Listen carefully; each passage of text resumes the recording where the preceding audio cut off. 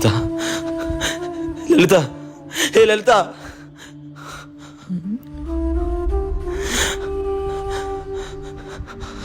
భయపడ్డావా? నేనే చేయించాను ఫోన్. ఎంత భయపడ్డారో తెలుసా?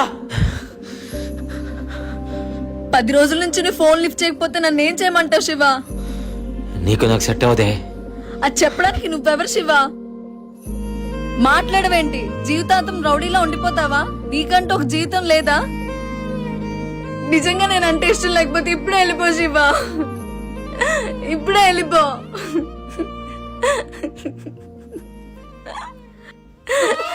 వెళ్ళిపో శివ. నువ్వంటే నాకు చాలా ఇష్టం శివ.